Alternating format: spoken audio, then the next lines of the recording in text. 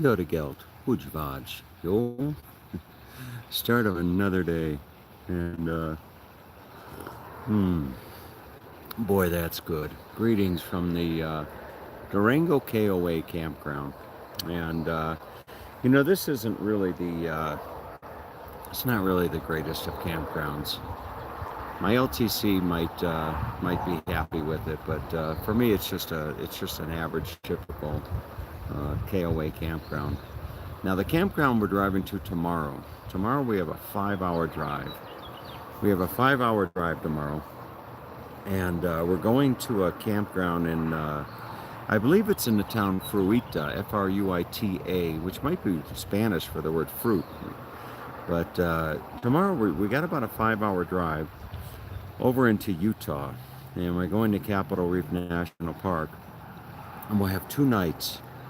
And I booked this campsite. It's going to kind of be, for me, it's going to be going down memory lane because last year, Yanae and I, Yanae and I went to this campground, and it's I think if I don't know the name of it, but if you were looking online, it's the closest RV park to the Capitol Reef National Park.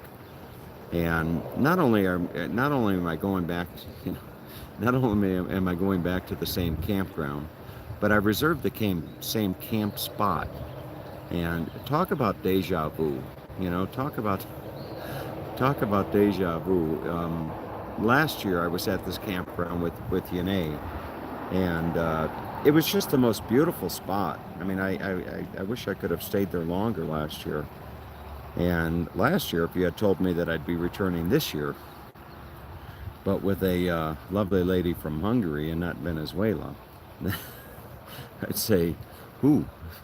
But no, I'm just teasing. But it's such a beautiful spot. It backs up right to this pasture, and these beautiful horses will come over and let you pet them and what have you. It's a rather large pasture, and on the other side of the pasture is like a mountain range or something, and it's just to die for. And Capitol Reef National Park has a fruit orchard. And well, I guess when the National Park Service took over this land or what have you, they basically took over the fruit orchard as well, and they maintain it. And you can go through there and pick fruit. But in the visitor center of the national park, they sell these pies. You can you can buy these just wonderful pies. And those of you that followed me last year, I think that Yanae and I did a video last year. But we were supposed to take the train yesterday. We were supposed to take the Silverton train yesterday, and when we left Pagosa Springs, I looked at my phone and I knew we were not gonna make the 10:15 departure. So I called ahead, and I wanted to see if we couldn't change to today, and it worked out beautifully because yesterday we went to Mesa Verde National Park, and we took a tour of what's called the Cliff House. Took a tour of the Cliff House in Mesa Verde National Park. And fortunately for us, we were on a late tour, and there were only about a dozen of us on the tour. And the videos that I uploaded for this, it was part 1, part 2. For those of you that are curious and want to see the LTC, she's appearing more and more in my videos, along the, Where's Waldo theme. But I won't. If you want to see the LTC, just go to the 25-minute mark in the. Just go to the 25-minute mark in Mesa Verde 2, and you'll see the lovely LTC. But I gotta say, you know what? Traveling with her is I'm not gonna say it's a challenge, but I gotta tell you, yesterday, as we were driving along and going through the tour and everything like that, sometimes I've gotta wonder if she's not the greatest love I've never had. I've got to wonder. I know that she has a boyfriend, and I'm respectful of that, and I'm very conscientious of my interactions with her. I'm very conscientious not to invade her space, so to speak, and to be respectful of her privacy, and to not say anything that might be flirtatious or suggestive or anything like that. And I'm very, very conscientious of that. But as I look at her, I can't help but to wonder if she's not the greatest love I never had. And it's just it's one of those things. It's just one of those things where I know in my heart, that would be a like I think I once told her early on in the trip, that her and I would be the perfect storm when it comes to a we'd be the perfect storm when it comes to a relationship, and I mean that in a good sense. That she no, I don't know, but I'm just trying to articulate my thoughts and not have the easiest time of doing it. But one of the followers yesterday, one of the followers reached out, Sue Smith, lovely Sue Smith. I stood in the kitchen. I stood in Sue Smith's kitchen one day, several months ago, I think it was, and it was early morning. And Sue and I were having a cup of coffee, and I said, Sue, I said, if the good Lord ever brings me another woman, I hope she's just like you. And I meant that with all the sincerity in my heart. But Sue Smith, what the hell she sees in Skip Smith, I don't know. That's one of the great mysteries of life. What the hell does she see in Skip Smith?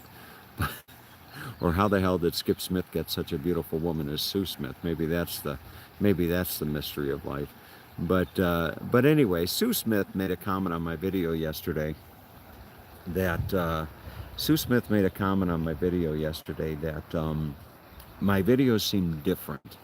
I seem happier, and what have you. And I called her to ask her about her observations.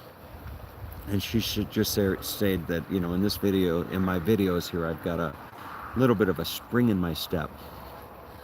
And, I gotta tell you that a great part of that has to do with my LTC traveling with me. But, for those of you out there that may wonder how I will, don't worry about me insofar as having a broken heart. I'm not gonna have a broken heart when this trip is over. I'm going to give her a big hug at the airport, hopefully August 16th or 15th in Cleveland. I'm going to give her a big hug, wrap my arms around her, and wish her the very best in life. And I'm going to go on with my life. There's not going to be any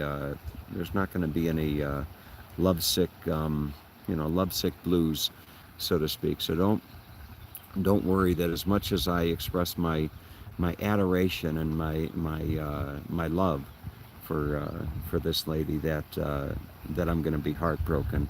The fact of the matter is that I'm at the point in time. I'm confident that given the right situation, given the right woman, I'm at the point in time that I would absolutely welcome and embrace settling down with the right woman. And somebody made a comment on the video the other day, that I should look for, stop looking for younger women, because if I find an older woman, a woman, more my age, that they'll be able to travel with me, and they won't have the, that's not true, because I had my last two relationships were nothing short of exceptional. I had a wonderful relationship with Mercedes, who was is my age, I think, and she had a career. She had a career. She had grandkids. I didn't necessarily want to stay in Florida, and that was in great part what why that relationship didn't work out. But at the end of the day, she is, as I understand it, she's happily married right now, and her and I shared some incredibly wonderful memories with one another. And then there was Yanae. Yanae is I've often said that, were it not were the situation a little bit different with Yanae, I probably would have married her. Probably would have married Yanae if the situation were a little bit different. And the situation is such that it's not something that I would necessarily elaborate on because of the personal nature of the of it. But anyway, now I find myself at a point in time where I want to find that special somebody. And I'm thinking maybe I should do like a YouTube video, something that will go viral, woman wanted, or wife wanted, something like that. And I'll show up on Fox News, travel the world, come travel the world with me. But that's basically what I would like to find is a woman that has the desire and the freedom and the capability to travel, and to not necessarily travel. Sometimes you meet people and they're not into the whole camper thing. They're not into the whole camper thing. Good old, Mercedes and Yanae, bless their hearts. When I traveled across the country with Mercedes, we slept in a tent. We slept in a tent all the way across. I remember there was one video that Mercedes and I did, sleeping in a tent in north of the Grand Canyon. We went to the North Rim and we stayed in this campground. It was freezing as hell. And but as far as finding somebody, it's not as much of finding somebody as it is just waiting for somebody. I look at my LTC, and granted, I understand that there's an age difference, but age difference aside, I look at this woman and I think, my God, we would have an incredible love. We would have an absolutely incredible love. And you can't really, you can't, like I've said in previous videos, you can't turn a woman's heart on and off like a light switch. All you can do is just give them respect and love, and just let life unfold as life will unfold. And anyway, I'm doing my very, very best. This morning, yesterday we were driving home, driving back from the park, and we were having a conversation about something. I don't know what it was. I think it was relationships or something. And our conversations, a lot of our conversations have tended to be about either spirituality or human relationships or human nature, that type of stuff. And yesterday we were driving home, and I noticed that she got just a little bit irritated, by the redundancy of our, this is your 50-cent word, by the redundancy of our conversation pertaining to human nature and relationships and all that type of stuff. And I started probing a little bit, to see what would interest her attention as far as discussion. And interestingly enough, that curiosity led me to the discussion of her learning English. One of the reasons that she came on this trip, one of the reasons, was she wanted to practice her English. She wanted to learn English. And as soon as I brought up the topic of helping her learn English and her helping me learn Majad, boy, her eyes lit up. And we spent the rest of the trip driving home, and me having her, do the alphabet, the English alphabet, and helping her with words and pronunciation and what have you. And I woke up this morning and I found myself thinking, how could I best help her fulfill her desire to learn English? So I jumped online and I bought her a subscription to Rosetta Stone.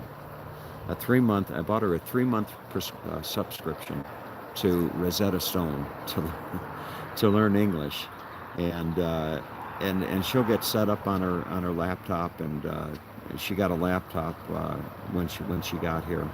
So as we travel now, she'll be able to take English lessons on Rosetta Stone, and as we're doing for example, tomorrow morning, a 5-hour drive, she'll be able to sit next to me and do the Rosetta Stone, and I'll be able to help her learn. But anyway, that's about it. That's about it for my daily thoughts.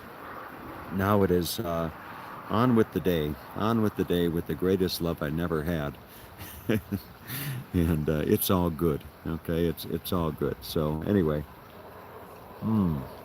have a wonderful day. All right, take